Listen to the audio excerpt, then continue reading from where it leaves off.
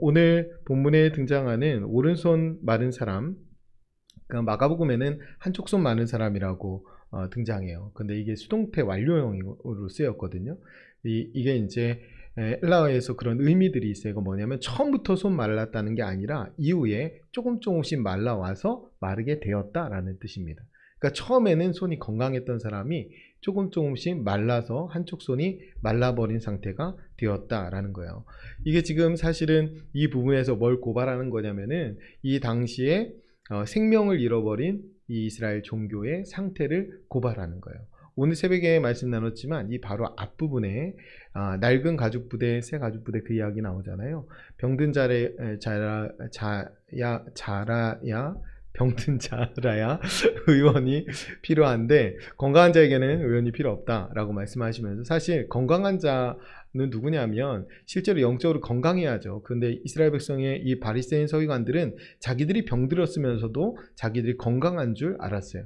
그러니까 율법을 잘 지키면 의로운 줄 알았고 자기 힘으로 의롭게 되는 줄 알았기 때문에 하나님이 필요 없었습니다.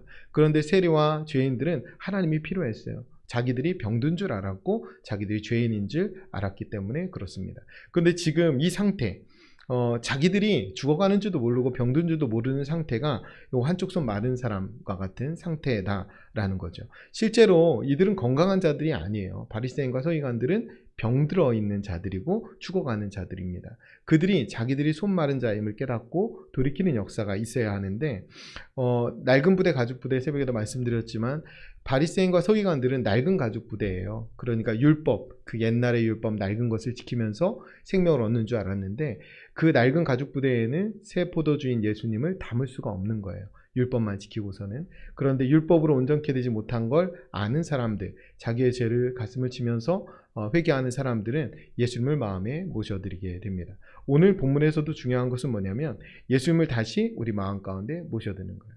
여기에서 지금 이스라엘의 종교 상태를 고발한다 말씀드렸는데, 하나님이 택하신 백성들이 어느 순간에 병들어서 한쪽 손이 다 말라버린 것처럼 그렇게 병들어 버린 거죠. 그런데 이런 자들이 오늘 긍휼과 은혜와 그 감격들을 다 잃어버렸는데 이것을 회복해야 된다라는 말씀을 하고 있는 거예요.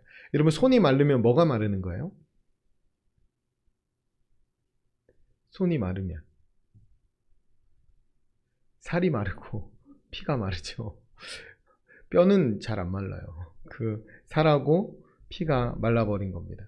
우리가 주님의 살과 피를 먹고 마심으로 생기를 누리는 하나님의 백성이 되었어요. 그런데 하나님이신 그 예수 그리스도의 살과 피의 은혜를 잃어버린 사람들, 그 사람들이 손 마른 사람들이에요. 우리가 죽어마땅한 죄인들에게 살과 피를 다 내어주시면서 회복시켜 주신 하나님의 은혜가 있습니다. 그런데 이것을 잃어버리는 거죠. 오늘 말씀은 이 당시의 종교 지도자들에게 적용하지 않고 우리한테 적용해야 돼요. 우리가 이미 살과 피가 온전해졌고 하나님의 백성이 되었는데, 우리가 이것이 시들해졌다면, 우리가 그것을 잃어버렸다면, 그 감격과 은혜를 잃어버렸다면 우리가 한쪽 손 마른 사람처럼 돼버린 겁니다. 다른 게 아니라 예수 그리스도의 살과 피가 말라버리는 거예요. 우리는 주님 앞에 나와 예배드리면서 또 사실 신학적으로는 매 예배 시간에 말씀 예전과 성예전이 같이 있어야 돼요. 그러니까 매 예배 시간에 내려주시는 말씀을 듣고 하나님의 살과 피에 참여하는 것이 예배의 아주 원형입니다. 그러니까 매 예배의 자리는 어떤 자리냐면 주님의 살과 피를 내 안에 채우는 시간입니다. 그래서 내가 회복되는 거죠. 내가 소생케 되는 시간이 바로 예배의 시간입니다. 우리가 오늘 기도의 시간도 마찬가지예요. 우리 영혼이 하나님의 은혜로 다시 채워져서 소생케 되는 그런 시간이 되어야 합니다. 오늘 7절에 보면 서기관과 바리새인들이 예수를 고발할 증거를 찾으려 하여 안식일에 병을 고치는가 엿보았다라고 되어 있죠. 여기에서 8절에 보면 일어나 한가운데 서라 이렇게 말씀하셔요. 하나님이 왜 일어나서 한가운데 서라고 하셨을까요? 이것은 그 한쪽 손 마른 사람의 믿음을 보려는 것이 아니라 이것은 예수님의 믿음의 행위입니다. 지금 예수님이 저거 하나 안 하나, 안식일에 이 병 고치는 일, 그러니까 안식일에 일을 하나 안 하나 엿보고 있었어요. 문제 삼으려고. 그런데 예수님이 이 일을 당당하게 한가운데에서 하시는 거예요. 그 자리에서 그냥 일어나라고 할 수도 있는데 한가운데에서 서라 하시면서 안식일에 정말 해야 될 일이 무엇인지, 안식일의 주인이신 주님이 원하시는 모습이 무엇인지를 모든 사람에게 드러내기 위해서 그렇게 하시는 겁니다. 그러니까 여기에서 우리는 예수님의 믿음과 예수님의 용기를 볼 수 있어요. 왜 그러냐면 지금 이들이 예수를 고발할 증거를 찾으려고 엿보고 있잖아요. 그러니까 사실은 이런 상황에서 이 사람을 한가운데 세워놓고 안식일에 일을 하는 것은 자살행위나 다름이 없습니다. 근데 예수님이 그 일을 버젓이 하신다는 거예요. 담대하게. 그래서 실제로 오늘 11절에 가보면 그들은 노기가 가득하여 예수를 어떻게 할까 하고 서로 의논하니라 라고 되어 있어요. 뭘 의논했겠어요? 마가복음에서는 어떻게 죽일까 의논했다라고 기록되어 있어요. 그러니까 예수님이 이를 한가운데에 세워놓고 안식일에 병 고치는 일을 행하셨기 때문에 이들이 예수님을 고발할 증거를 찾고 그걸로 죽이기를 결심하는 겁니다. 그러니까 어쩌면 이것은 예수님의 자살행위나 다름이 없어요. 그런데 예수님이 이 일을 믿음으로 행하셨다라는 거예요. 그래서 일어나서 한가운데 서라 라고 말씀하시는 것은 예수님의 믿음의 행위입니다. 여기에서 일어서다라는 단어는 이 신약의 헬라어 단어 중에 일어서라라는 단어는 대부분 부활의 용어로 쓰이고 있어요. 그러니까 여기서 일어나라 한가운데 서라 라는 뜻은 일어나라, 부활하라, 회복되라, 소생하라 이런 말이에요. 하나님이 그렇게 명령하시는 겁니다. 여기에서 지금 우리가 이런 상태라고 먼저 생각하고 적용해야 된다고 했어요. 우리가 이런 상태일 때 하나님이 우리에게 부활의 능력을 선포하시는 거예요. 일어나라고. 다시 주님의 살과 피를 먹고 마시고 힘을 얻고 생기를 얻어서 다시 일어나라 라고 우리에게 선포하시는 겁니다. 왜냐하면 주님은 그 일을 위해서 이 땅에 오셨고 그 일을 위해서 십자가를 지셨고 그 일을 위해서 부활하셨습니다. 그러니까 우리가 그 능력을 덧입고 그 능력을 드러내면서 살아야 되는데 그 능력을 아무것도 드러내지 못하고 잃어버리고 있을 때 하나님 우리에게 다시 말씀하시는 거예요. 일어나 한가운데 서라. 일어나라. 소생하라. 회복되라. 부활하라. 그렇게 우리에게 말씀하시는 겁니다. 우리가 제일 먼저 우리 안에 이 능력이 우리 안에 가득 차야 돼요. 그러니까 십자가에 대한 감격을 회복해야 됩니다. 나에게 생명을 주셨고 나에게 살과 피를 다 내어주신 그 주님이 나에게 이 능력을 주셨다. 나에게 죽음을 이기는 능력을 주셨다. 나에게 다른 사람을 살릴 수 있는 능력도 주셨다. 그 사실을 깨닫고 일어서야 됩니다. 그러니까 말라버린 우리의 영혼에 주님의 살과 피가 다시 돌아야 돼요. 다시 흘러야 돼요. 이것은 예배의 자리, 기도의 자리, 찬양의 자리에서 우리가 회복해야 될 은혜입니다. 주님의 살과 피가 우리 안에 제대로 흐를 때 그때 제대로 말씀이 읽혀지게 됩니다. 우리가 바리새인과 서기관과 같은 마음으로 말씀을 읽어서는 오히려 흉기가 돼요. 생명을 살리는 도구가 되지 못합니다. 그런데 우리가 주님의 능력으로 회복하고 다시 하나님의 백성답게 세워졌을 때 그때 말씀이 제대로 읽혀지고 말씀을 통해서 주님을 만나게 됩니다. 그렇게 주님을 만나면 말씀을 들은 우리를 통해서 하나님의 말씀이 흘러가고 하나님의 사랑이 흘러가고 하나님의 긍휼이 흘러갑니다. 하나님은 이렇게 우리가 살기를 원하시는 거예요. 바라기는 오늘 저와 여러분이 이렇게 소생시켜 주신 하나님의 은혜를 경험하는 기도의 자리가 되셨으면 좋겠습니다. 그 소생시켜 주셨을 때에 주체할 수 없는 생명의 능력으로, 사랑의 능력으로, 긍휼의 능력으로 다른 사람에게 그 능력을 흘려보내며 살아갈 때 그런 우리가 모여서 진짜 교회가 되는 거예요. 그럼 우리가 모여서 안식일의 주인 되시는 주님이 기뻐하시는 교회를 세워갈 수 있는 겁니다. 우리가 9절과 10절 말씀 한번 같이 읽을까요? 9절과 10절 두 절 말씀 함께 같이 읽겠습니다. 예수께서 그들에게 이르시되 내가 너희에게 묻노니 안식일에 선을 행하는 것과 악을 행하는 것, 생명을 구하는 것과 죽이는 것 어느 것이 옳으냐 하시며 무리를 둘러보시고 그 사람에게 이르시되 내 손을 내밀라 하시니 그가 그리하매 그 손이 회복된지라. 아멘.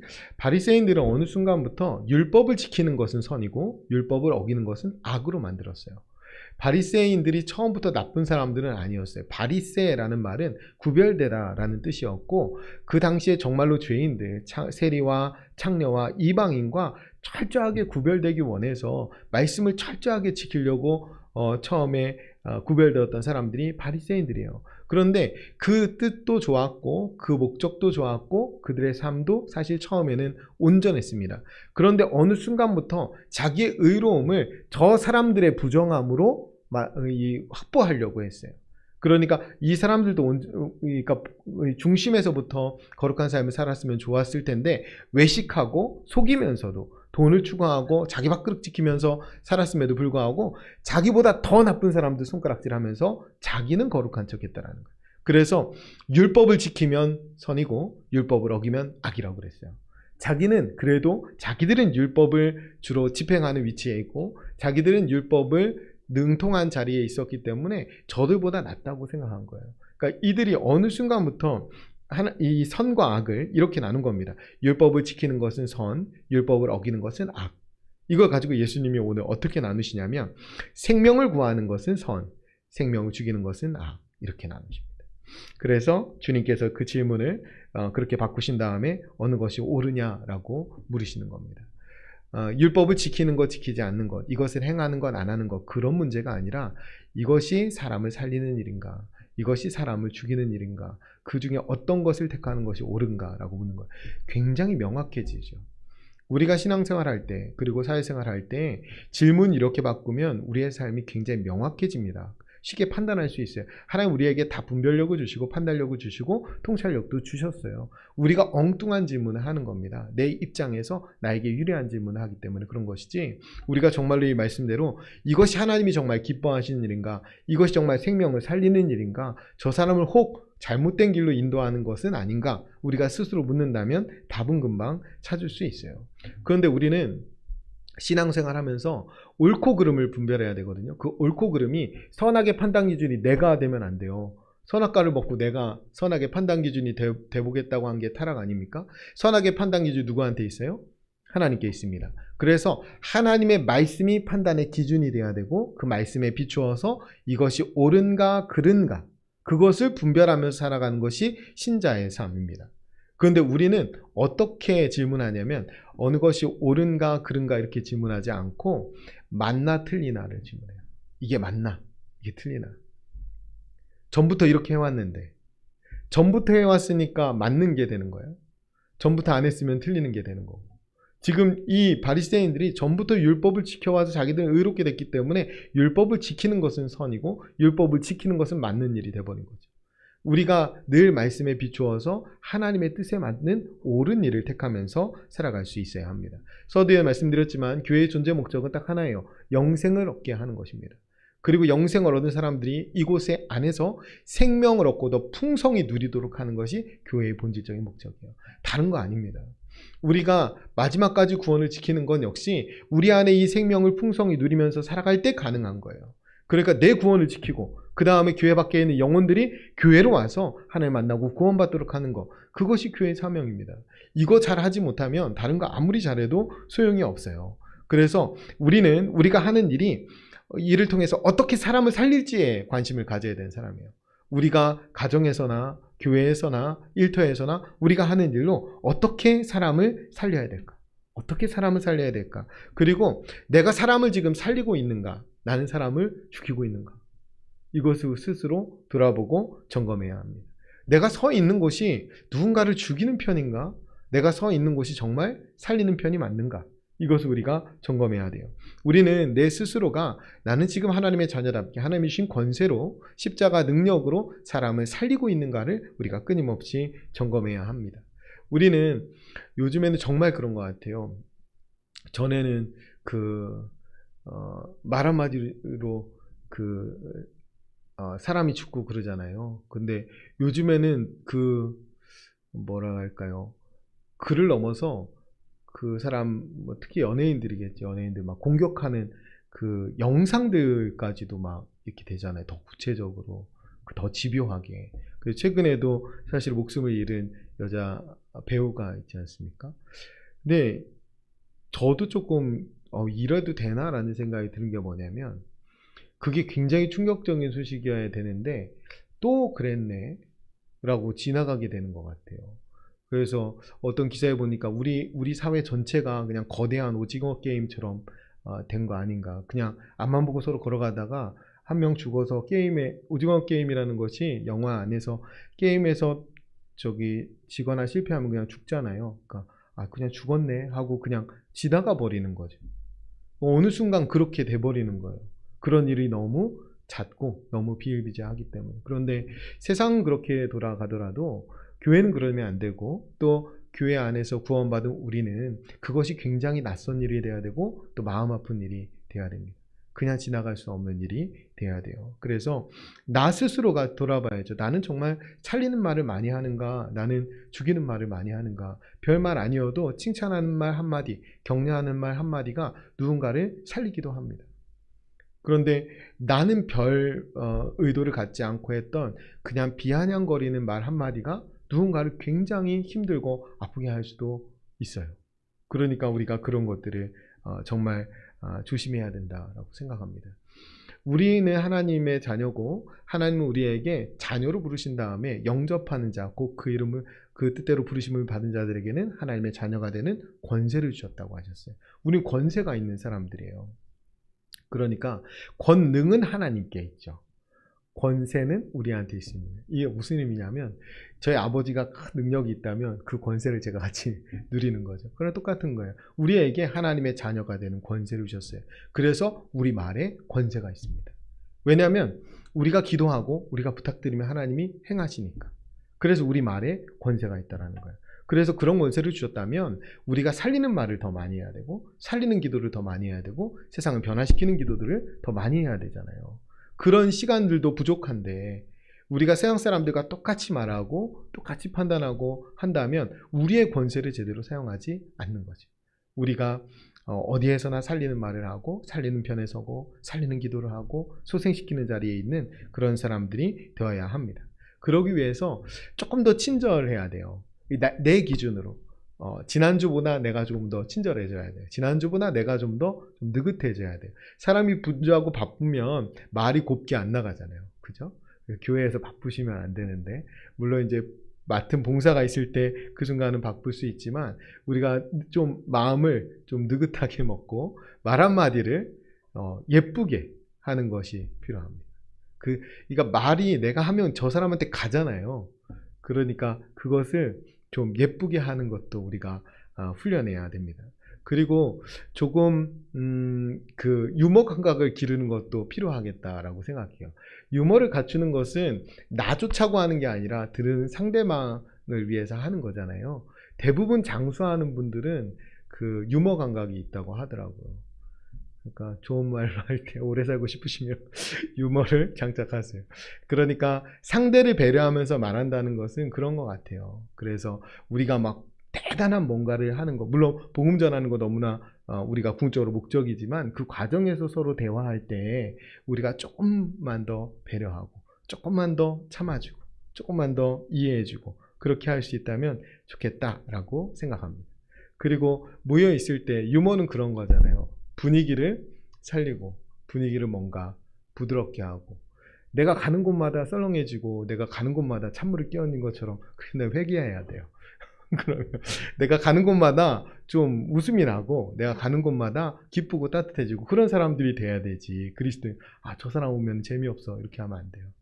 그래서 우리가 하나님 안에서 그거는 저는 기쁨을 가지고 있는 신자는 당연히 말이 그렇게 나온다고 생각해요. 우리가 그리스도인의 표지에 가장 중요한 것은 기쁨이거든요. 그러니까 내 안에 마음에 기쁨이 있으면 말도 기쁨이 있는 사람처럼 나오게 돼 있어요. 그 사람 말이 능력이 있죠. 도대체 예수님의 능력이 뭐길래 저 사람이 저렇게 말하는가, 저렇게 행동하는가, 저런 고난을 견디는가. 그런 것들은 우리의 말, 언행에, 태도에 다 나오게 되어 있습니다. 그런데 그것은 연기로 되질 않아요. 그러니까 우리 안에 기쁨이 있어야 돼요. 우리 안에 주님이 주시는 그 충만한 기쁨이 있을 때 우리가 언행을 그렇게 할 수 있는 겁니다. 하나님께서 성경에 대해 말씀하실 때 모든 성경은 하나님의 감동으로 된 것으로 교훈과 책망과 바르게 함과 의로 교육하기에 유익하다라고 말씀하셨어요. 하나님이 끊임없이 성경 말씀을 통해서 우리에게 이렇게 하는 것이 옳으냐라고 물으시는 거예요. 때로는 책망하시고 때로는 교훈하시고 때로는 잘못된 것에서 바르게 고쳐주시면서 계속 우리 안에 하나님이 질문을 던지시는 거죠. 오늘 예수님이 질문하신 것처럼 너 그렇게 하는 것이 옳으냐? 너 그렇게 말하는 것이 옳으냐? 라고 우리에게 질문하실 때, 그러니까 성경을 통해서 하나님이 말씀을 걸어오시고 우리에게 그런 질문을 하실 때 우리의 삶을 교정해야 됩니다. 사실은 우리가 하나님의 말씀을 듣는 것은 늘 기분 좋은 소리, 듣기 좋은 소리만 들리는 것은 아니에요. 우리가 그 정도로 온전하지를 못해요. 우리가 잘못 갈 때 하나님이 우리를 책망하실 때가 많고, 우리를 다시 제자리로 돌려놓기 위해서 하나님이 우리를 다시 교육하실 때가 많이 있습니다. 그때 하나님이 너 그렇게 하는 게 정말 옳으냐? 라고 했을 때 잘못했습니다 하고 돌아오셔야 돼요. 그 요나에게 하나님 질문하시잖아. 너 그렇게 하는 게 옳으냐? 몇 번이나 질문하는데 끝까지 그냥 악을 쓰면서 요나가 반항을 하죠. 그렇게 하고 요나 이야기가 끝나요. 그러니까 마치 그게 우리의 현재의 모습을 고발하는 것 같아서, 우리가 너 어느 것이 옳아? 라고 하나님이 우리에게 물으실 때에 우리가 그것을 말씀으로 하나님이 우리에게 찾아오신다면 우리의 삶을 진지하게 돌아보는 것이 중요합니다. 제가 이 부분 설교할 때마다 늘 말씀드리는 건데, 바나바와 바울이 싸웠어요. 이 위대한 사도. 그럼 바나바가 누구냐면, 바울이 혼자 칩거하고 그야말로 루저가 돼서 아무도 찾지 않는, 유대인도 찾지 않고 예수 믿는 사람도 찾지 않고, 왜냐하면 유대교에서는 배신자였고 예수 믿는 자에게는 누군가의 가족을 죽인 사람이거든요. 그러니까 그 사람 누구도 받아들일 수 없죠. 그 사람을 찾아가서 자기가 목회하는 안디옥 교회에 데려다가 공동 목회를 시킨 사람이 바나바예요. 그리고 1년 동안 같이 목회하고 나서 이 교회를 다른 리더자에게 맡기고 둘이 선교여행 떠났단 말이에요. 그러니까 바나바가 얼마나 대단한 사람이에요. 그래서 우리가 교회에 바나바 생각하잖아요. 새 가족이 오면 바나바는 무조건 새 가족을 품고 그 사람과 밥도 먹어주고 차도 마셔주고 하면서 정착하게 하고 그 사람을 돕는 일을 바나바 사역이라고 통상 교회에서 하는데, 그만큼 바나바라는 사람은 위로하고 격려하고 품어주고 그런 사람이에요. 그런 사람이 대판 싸웠다는 거죠, 바울하고. 그 바울은 또 어떤 사람이에요? 바울은 보통 사람이 아니잖아요. 그러니까 바나바와 선교여행을 출발하면서 성경에서 선우가 바뀌어요.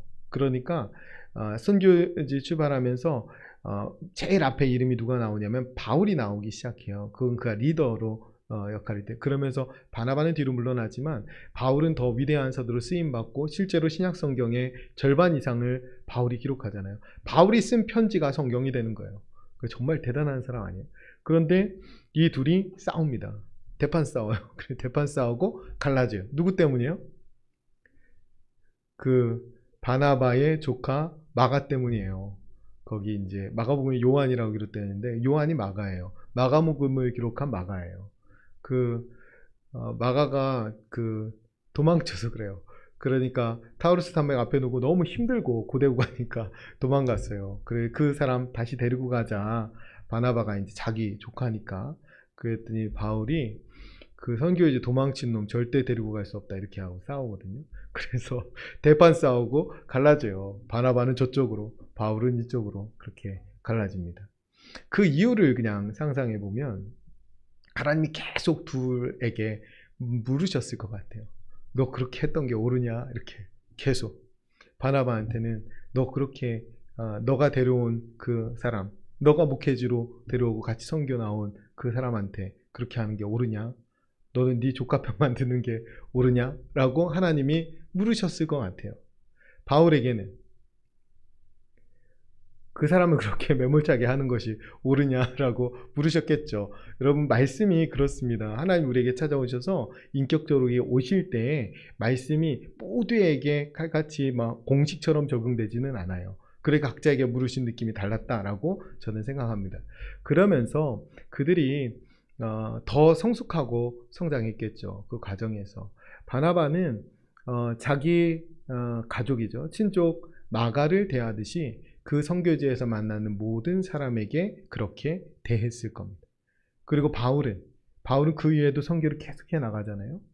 그 마가를 놓고 온 그 죄책감 때문에 한 영혼을 포기하지 않고 최선을 다해서 복음을 전하면서, 그리고 가는 곳마다 절절하게 편지를 남기잖아요. 그게 성경이 되는 거예요. 그러니까 사실은 떠나간 사람 매몰차게, 그러니까 도망간 사람 다시는 안 봐, 이런 사람이 바울이었는데, 사실은 바울은 열매를 거의 거두지 못한 곳도 많이 있어요. 그런데 그곳에 편지를 보내잖아요. 다시 편지 보내고 보고 싶다 하고, 그러면서 권면하고 믿음 지키라고 하고, 그러니까 바울이 상당 부분 변하게 된 거죠. 그 다음에 바울이 마지막에 노년에 가서는 마가를 좀 나에게 보내줘라. 그 사람은 나에게 유익하다. 이렇게 말하죠. 그러니까 그 과정 가운데 둘이 어느 것이 옳은가 하나님이 말씀하시는 그 질문을 진지하게 간직하고 걸어갔다라고 생각합니다. 마가는 어땠을까요? 마가는 하나님이 마가에게도 물으셨겠죠. 너 그 선교 이제 도망치는 게 옳으냐? 너만 살겠다고?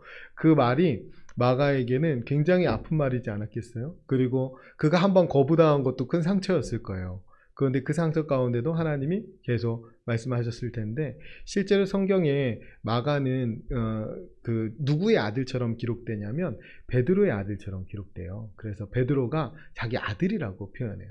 그래서 마가복음의 문체와 베드로 전후서의 문체가 상당히 흡사합니다. 그래서 실제로 베드로가 마가를 회복시킨 거예요. 왜 회복시킬 수 있었을까요? 베드로가 예수님을 부인하고 그 있는 시간 동안에 하나님이 물으셨겠죠. 너 그렇게 하는 게 옳으냐? 너 그렇게 예수님 부인하고 하는 게 옳으냐? 라는 말을 들었겠죠. 그러나 그가 예수님한테 먼저 들은 말이 있잖아요. 너가 회복된 다음에 다른 사람을 굳게 할 것이다. 그래서 베드로가 마가를 회복시켰겠죠. 나도 실수했어. 나도 도망쳤어. 너도 힘들 때 도망친 거 이해해. 그러면서 회복시켰겠죠. 그래서 위대한 마가복음을 마가가 기록하게 되는 겁니다. 우리가 실수할 수 있습니다. 우리가 잘못된 길로 갈 수도 있어요. 그런데 생명과 사랑을 기준으로 이게 옳았나? 이게 맞았나? 스스로 판단하는 거예요. 하나님 우리에게 말 걸어오실 때 하나님 우리에게 말씀을 통해서 그것이 옳으냐라고 할 때 우리가 옳지 못하다면 돌이키면 됩니다. 그러면 더 성장할 수 있는 기회가 돼요. 그리고 나만 성장하는 게 아니라 그렇게 올라서서 다른 사람을 살리는 데까지 가는 거예요. 그래서 우리가 이 질문을 마음에 간직하고 믿음의 걸음을 잘 걸어갈 수 있으셨으면 좋겠습니다. 우리에게만 적용할 뿐만 아니라 우리가 이를 통해서 교훈하고 배우잖아요. 이게 옳다, 이게 그르다 말씀 안에서 배우게 되면 그것을 말할 수도 있어야 합니다.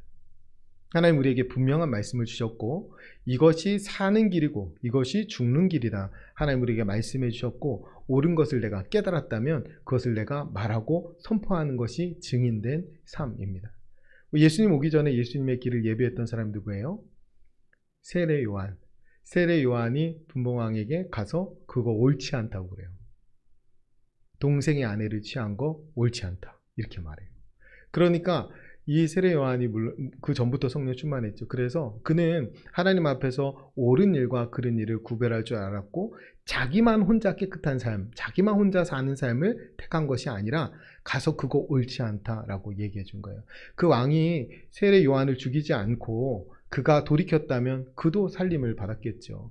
우리가 사는 길을 알았다면 그 죽는 길로 가는 거 옳지 않습니다라고 이야기해 줄 수 있어야 돼요. 거기까지 가야 진짜 성숙한 사람입니다. 세례 요한은 그 말을 통해서 죽게 될 것을 예측하지 못했을 리가 없습니다. 그런데 그 말 때문에 너 그렇게 하는 거 옳지 않다 이 말 한마디 한 것 때문에 목이 잘려서 죽어요. 어쩌면 우리가 십자가를 지는 것, 그 길은 옳고 그름을 분별하면서 가는 길이고 그것은 목숨을 걸어야 되는 궁극적으로는 목숨을 걸어야 되는 일일 때가 많이 있습니다. 그래서 우리가 주님이 걸어가신 십자가의 길, 그 옳은 길을 나도 따라가겠습니다 라고 고백하는 것은 나도 생명을 걸고 그 옳은 길을 흔들림 없이 걸어가겠습니다 라는 고백이기도 합니다. 그래서 어느 것이 옳은가라고 늘 판단하면서 걸어가는 십자가의 길은 정말로 어려운 길이에요. 그래서 그 길은 늘 깨어서 기도하면서 말씀에 순종하면서 걸어가야 합니다. 근데 이것이 우리 힘만으로는 어려워요. 우리 힘만으로는. 그래서 우리가 늘 기억해야 되는 건 뭐냐면 안식일의 주인이 주님이십니다. 우리 교회의 주인이 주님이십니다. 우리 가정의 주인이 주님이십니다. 내 생명의 주인이 주님이십니다. 이렇게 고백하면 못 걸을 리가 없어요. 왜냐하면 주님이 나에게 생명 주셨고 주님이 나에게 살과 피를 내어주셨고 그러니까 내가 응당 그렇게 하는 것이 옳다고 당연히 결론 나게 됩니다. 우리가 하나님의 은혜를 간직하면서 이 옳은 길을 걸어가는 저와 여러분 되시기를 간절히 축원드립니다. 오늘 같이 기도하실 때는 진리의 말씀을 옳게 분별하고 옳게 행하게 해 주옵소서. 말씀을 통해 우리를 소생시키는 하나님의 은혜를 경험하게 해 주옵소서. 어느 것이 옳으냐 물으시는 주님의 질문을 간직하고 끝까지 바른 십자가의 길을 걸어갈 수 있도록 우리에게 믿음과 용기를 더하여 주옵소서. 우리 같이 이 시간에 주신 말씀들 마음에 간직하면서 함께 통성으로 기도하겠습니다. 기도합니다.